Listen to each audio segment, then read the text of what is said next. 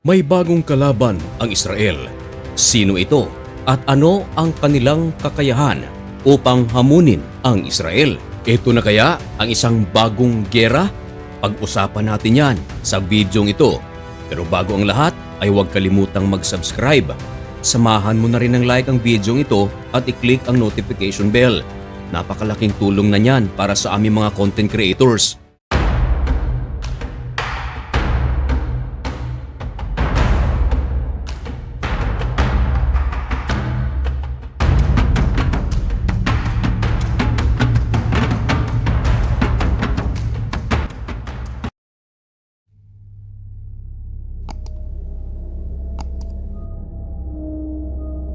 Maligayang pagbabalik mga kaibigan. Kumusta kayong lahat? Ngayon ay August 18, 2026 at nagbabaga na naman at napakabagong balita ang ating ihahatid sa inyo. Sa bidyong ito ay ating pag-uusapan ang Israel.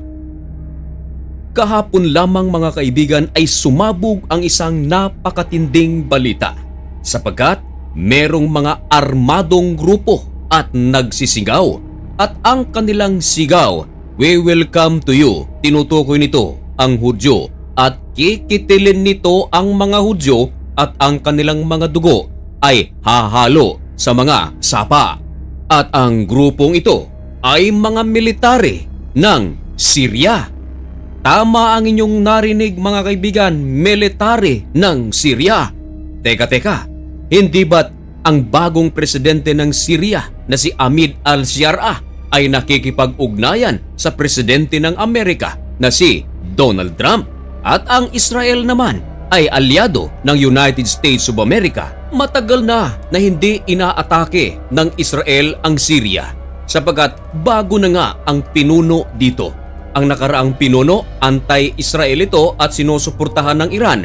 Pero ang bagong pinuno na si Ahmed al-Sharaa, kontra nito ang pamunuan ng Iran at nais na makipagkaibigan sa United States of America upang matanggal ang mga katakot-takot na mga sanctions na ipinataw sa kanilang bansa. At nagtagumpay ito sapagkat kinaawaan ito ni President Donald Trump.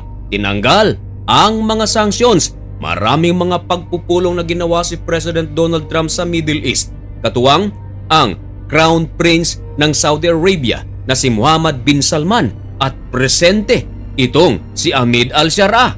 And of course, dahil bawal ang mga gawa-gawa o sabi-sabi sa channel na ito, ilabas muna natin ang ating mga mahiwagang pruweba.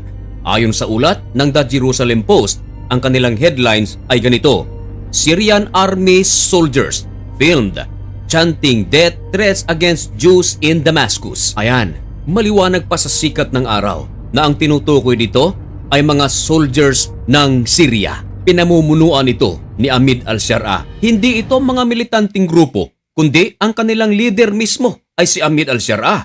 At ang reason naman kung bakit nila isinisigaw ang Allahu Akbar at death to Jews, ito raw ay dahil sa tinanggihan ng Israel ang 15 points na ibinibigay ng Hamas ng Gaza. Isa riyan mga kaibigan ay ang total disarmament ng Hamas. Ayon kasi sa Israel, gusto nilang mawala na ang mga armas ng Hamas. Pero hindi ito pinagbibigyan ng Hamas sapagkat ang kanilang mga armas ay ibibigay lamang sa pamunuan ng Palestinian Authority. Ginigiit ng Israel na parang walang pagsuko ang nangyari kung ganyan ang mangyayari. Kaya para lumabas na talagang sumuko na ang Hamas, lahat ng kanilang armas ay ibibigay kung saan sila susuko. At ito ay sa Israel. Isa ito sa mga inalmahan ng mga sundalo ni Ahmed al-Sharaa.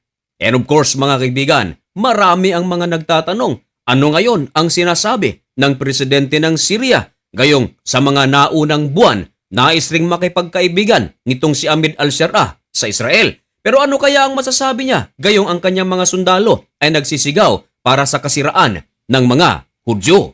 Hinalungkat ng usapang banal upang makakuha tayo ng pruweba kung ano ang sinasabi ng kanilang presidente, pero sa kasamaang palad mga kaibigan, walang imik dito ang presidente ng Syria. Kumbaga, hindi niya ito kinukundina, hindi rin niya ito sinasang-ayunan. Ayon dito sa ating pruweba, baka maliit sa inyong screen, basahin ko na para sa inyo. Ganito ang sinasabi. As of mid-August, ngayon yan mga kaibigan, 2026, Syrian leader Ahmed al-Sharaa, formerly known as Abu Muhammad al-Julani, has not made, ayan maliwanag mga kaibigan, has not made any direct or public statement addressing the specific video footage of Syrian Arab Army soldiers chanting threat outside the Damascus. At ang video na iyong nakikita ay ang aktual na video. At yan maririnig mga kaibigan ang kanilang mga sigaw. Yan mga kaibigan ay maliwanag na mga sundalo ng Syria. At dahil nag-viral ito mga kaibigan, nagsalita ang maraming mga eksperto. At ayon sa kanila, hinang-hina pa raw ang Syria upang magsagawa ng pag-atake sa Israel. Hindi raw nila kayang makipagsabayan sa mga armas ng Israel. At marami rin ang mga nagsasabi na baka ito ay isang barrier lamang ng Syrian military upang hindi na pansinin ng IDF ang Hamas at hayaan na lang ito. Kaya yan ang dahilan kung bakit sila nagsisigaw ng ganyan. Ang tanong mga kaibigan, natatakot kaya ang Israel sa mga sigaw na ito? Well, napatunayan na ito mga kaibigan noong mga nakaraang giyera na kung saan ang pinuno ng Syria sa mga panahong iyon ay si Bashar al-Assad. Kahit na kumpleto pa sa kagamitan ang Syria noong mga panahong iyon, ay walang takot na inaatake ng Israel ang bansang Syria gamit ang kanilang mga fighter jets. Paano na lang kaya ngayon na marami na sa kanilang mga armas pandigma ang winasak na ng puwersa ng Amerika?